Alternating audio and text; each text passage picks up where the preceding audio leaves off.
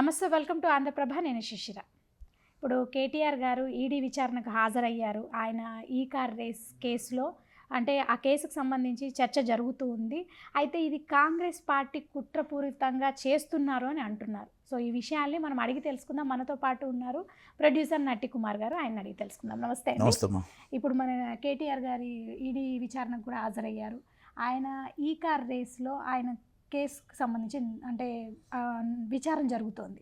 So ఈ Congress party కుట్ర అంటున్నారు. దీనిపై మీరేమంటారు? ఒక మాట అమ్మా, కాంగ్రెస్ పార్టీ చెప్పలేదు వితౌట్ అప్రూవల్ నీ 54 కోట్లు వేయమని. మిమ్మల్ని కాంగ్రెస్ పార్టీ మీకు టోటల్గా ఎలక్షన్ కమిషన్ అప్రూవల్ తీసుకోవద్దని, క్యాబినెట్ అప్రూవల్ తీసుకోవద్దని, లేకపోతే మీ బిజినెస్ రూల్స్ అప్రూవల్ తీసుకోవద్దని, ఆర్బీఐ రూల్స్ అప్రూవల్ తీసుకోవద్దని, ఈ 54 కోట్లు మీ ఇష్టం వచ్చిన ట్రాన్స్ఫర్ చేయమని, మీ ఇంట్లో సొమ్ము కాదు, ఇది is the public money. Public మనీకి మిమ్మల్ని ట్రాన్స్ఫర్ చేయమని మీ కాంగ్రెస్ పార్టీ ఏమైనా చెప్పిందా? చెప్పలేదు కదా. ఎలా కాంగ్రెస్ కుట్ర అవుతుంది? మీరు చేసిన తప్పు, మీరు చేసిన పాపం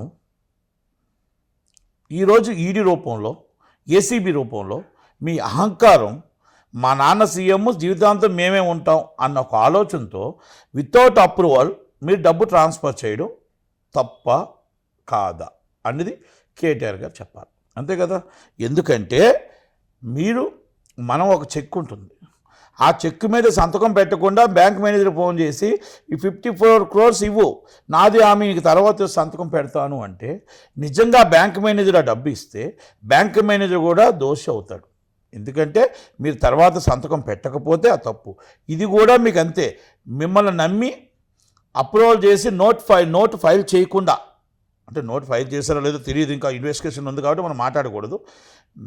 నేను చెప్తున్నాను మీరు 54 కోట్లు ట్రాన్స్ఫర్ చేయండి అని పిఎల్ఎన్ రెడ్డి గారికి, హెచ్ఎండిఏ పిఎల్ఎన్ రెడ్డి గారికి చెప్తే నోట్ ఫైల్ చేసి పలానా కేటీఆర్ గారు చెప్పారు, సో ఈ సెక్షన్ ప్రకారం, ఈ రూల్ ప్రకారం ఫారినర్కి అదర్ కంట్రీకి డబ్బు ట్రాన్స్ఫర్ చేయాలంటే ఈ రూల్స్ అండ్ రెగ్యులేషన్స్ ఉండాలి, క్యాబినెట్ అప్రూవల్ ఉండాలి, ఎలక్షన్స్ అవుతున్నాయి కాబట్టి ఎలక్షన్ కమిషన్ అప్రూవల్ ఉండాలి, అదర్ కంట్రీకి చేస్తున్నాం కాబట్టి ఫైనాన్స్ సెక్రటరీ అప్రూవల్ ఉండాలి, ఆర్బీఐ అప్రూవల్ ఉండాలి అని నోట్ ఫైల్ చేసి, అయినా కూడా ఇది అప్రూవల్ మన మినిస్టర్ గారు ఎప్పుడైతే చెప్పారో అని కానీ చేసి ఉంటే ఆయన తప్పించుకోవడానికి అవకాశం ఉంటుంది.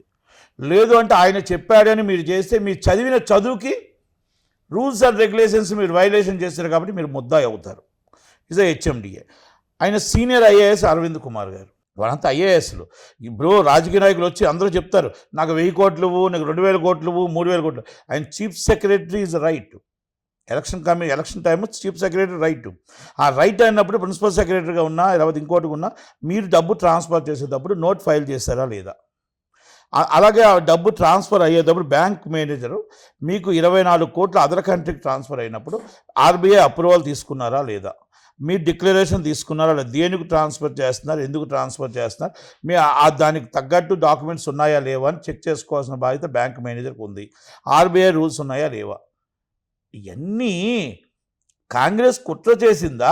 మీరు కావాలని ఇవన్నీ చేసి మీరు ఇవన్నీ వితౌట్ ఇంటిమేషన్స్, వితౌట్ అప్రూవల్ తీసుకొని ఆ డబ్బుని అదర్ కంట్రీకి చేశారు. ఓకే, ఇక్కడ అవినీతి జరిగిందా లేదా అనేది ఇన్వెస్టిగేషన్లో కదా తెలియదు.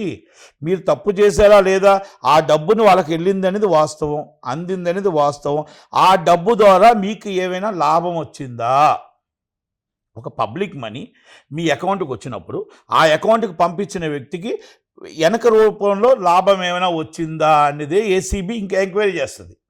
అంటే అది అవినీతి నిరోధక శాఖ చట్టం ఏం చెప్తుందంటే, మీరు ఒకదానికి మాకు లాభం చూపించారు, ఆయన వ్యక్తిగతంగా ఆయనకి ఏమైనా ఈ 54 కోట్ల ద్వారా ఏమైనా లాభం ముట్టిందా, ఆయనకు కానీ, ఆయన చుట్టాలకు కానీ, ఆయన బంధువులకు కానీ, ఆయన దగ్గరున్న వాళ్ళకు కానీ ఏమైనా లాభం ముట్టిందా అనేది ఎంక్వైరీయే ఏసీబీ, అవినీతి నిరోధక శాఖ చట్టం.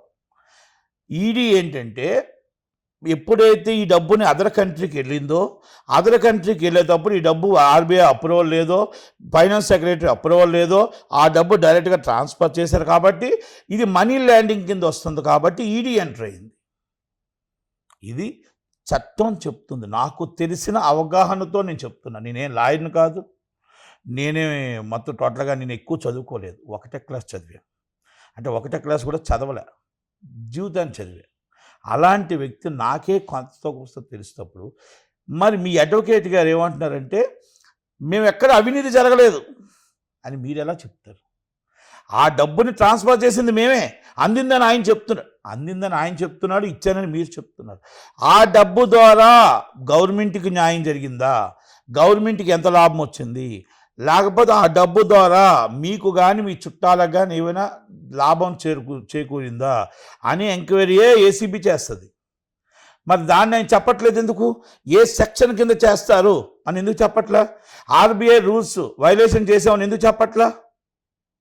సోమవారతి గారి దాంట్లోనే, ఆయన అడ్వకేట్ గారి దాంట్లోనే కనబడుతుంది ఇక్కడ లూప్ లైన్స్. ఆయన ఈ సెక్షన్ ప్రకారం నిర్దోషి, ఆయన ఏ తప్పు చేయలేదు, క్లీన్ చీట్ ఇచ్చిందా కాగండి. ఈడీ ఏ తప్పు చేయలేదు, క్లీన్ చీట్ ఇచ్చిందా కాగండి. మీరు ఫైన్ ఎందుకు కట్టారు? ఇవన్నీ గవర్నమెంట్ డబ్బు కదా, పబ్లిక్ మనీ కదా, ఇవన్నీ రావాల్సిన అవసరం ఉంది. కాంగ్రెస్ గవర్నమెంట్ కుట్ర చేసిందంటారా? ఆ కాంగ్రెస్ గవర్నమెంట్ కాకపోయినా మీ గవర్నమెంట్ వచ్చినా ఇది చెయ్యాలి. ఇది అప్పుడు తర్వాత మీరు క్యాబినెట్ అప్రూవల్లో పెట్టుకుందాం అనుకున్నారేమో, కానీ ఈ గవర్నమెంట్ ఎందుకు చేస్తుంది? కనుక మీరు తప్పు జరిగిందా లేదనేది ఎంక్వైరీలో తేలుతుంది. మీరు నిజంగా నిజాయితీ పరులే, క్లీన్ చీట్ ఇస్తారు, అయిపోయింది కదా. దానికోసం ఎందుకు అంత ఆదుర్తి పడిపోతున్నారు? నెంబర్ 1, మీరు డబ్బులు రాంగ్ రూట్లో డబ్బు వెళ్ళింది అనేది, తప్పు జరిగింది అనేది మీకు అర్థమైపోతుంది. మీరు చెప్పారు ఆల్రెడీ, అందరు తప్పు లేదు, నాదే తప్పు, నేనే పంపించాను డబ్బు అని చెప్పడం జరిగింది. ఇమేజ్ కోసం చెప్పడం వచ్చిందని చెప్పడం జరిగిందని మీరు చెప్పారు. ఒకటి. రెండోది, ఇంకో మాట అన్నారు మొన్న. ఏమని అన్నారు ఆయన?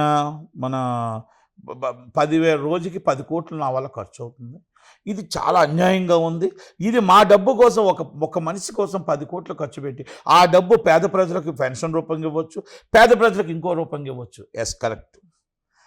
అయ్యా కేటీఆర్ గారు, మీకు నోటీస్ ఇచ్చింది ఏసీబీ వాళ్ళు, మిమ్మల్ని ఒక్కనే రమ్మని మాత్రమే నోటీస్ ఇచ్చారు. 10,000 మందిని వెంటేసుకొని రండి అని నోటీస్ ఇవ్వలే. ఒక్కసారి ప్రజలు కానీ మీరు కానీ అర్థం చేసుకోండి.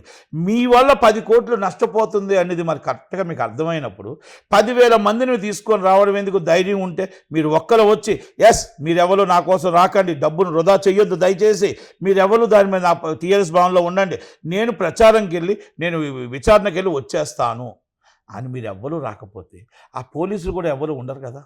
అప్పుడు పిఎల్ఎన్ రెడ్డి గారు వస్తున్నారు, విచారణకి వెళ్తున్నారు, సింగిల్గా వెళ్తున్నారు, వస్తున్నారు, నో ఖర్చు నో కాస్ట్. ఆయన అరవింద్ కుమార్ గారు వెళ్తున్నారు, నో ఖర్చు నో కాస్ట్. బ్యాంక్ వాళ్ళు వెళ్తున్నారు, నో కాస్ట్ నో ఖర్చు.